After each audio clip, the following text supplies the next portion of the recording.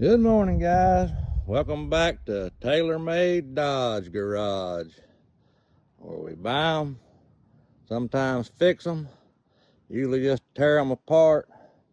We're good at tearing them apart, but not too good at putting them back together. But on today's episode, if you've been following along, go check the shorts.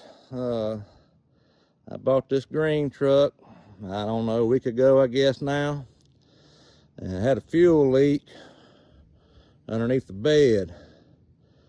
And I didn't know what it was. Figured I'd just pull the bed off of her where I can get in there and get a good eyeball on it and see, but ended up just turning out to be the fuel filter, which is next to the gas tank, which is accessible from underneath the truck. We'd have known that, wouldn't have had to go through this heartache of removing the bed, but that's all right. While the bed was off, we pressure washed the truck and of course the back of the cab, and pressure washed the frame rail, and tried to get all the dirt and debris out from behind the gas tank, because that's where that stuff will sit and rot your frame out.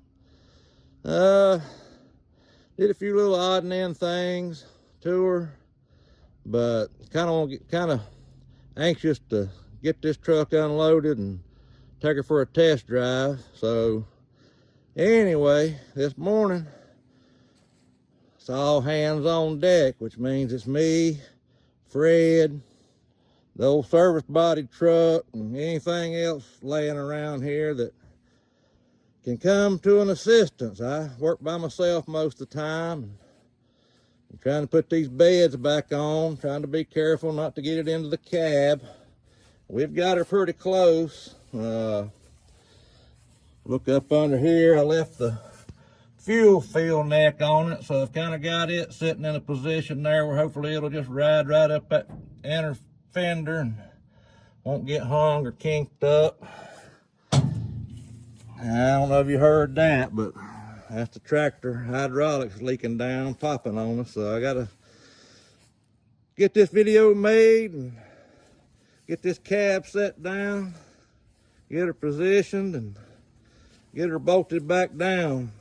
A lot of people online talk about, well, how do you remove a bed? How do you strap it up? Some people use different, let's see if I can get up here.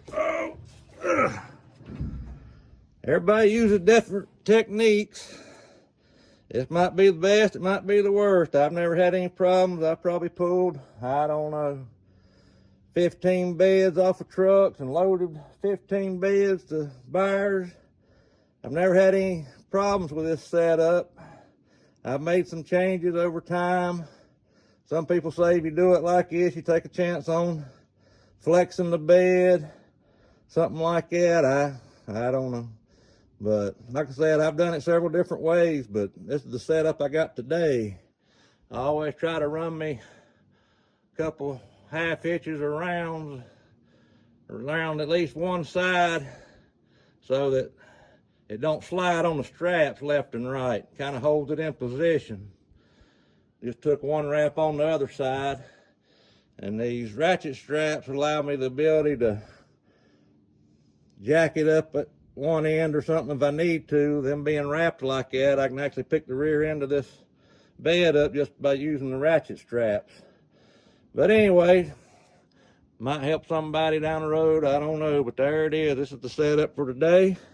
I'll get this bed set down, get her bolted back on, and we'll see you on the next episode. Appreciate all the follows, the likes, and subscriptions, or whatever all that stuff is.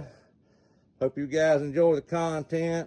We just like to work on old first-gen Dodges around here, and we got a few parts. I don't know if you can see them old tailgates back in there, but we keep a little bit of everything. So if you need something, don't hesitate to contact me here on Facebook, Instagram, TikTok. Tailor Made Dodge Garage. Phone number's in most of the bios, or you can send me an email. I got an AOL.com that tells you how old I am. You guys have a good one. I'll see you.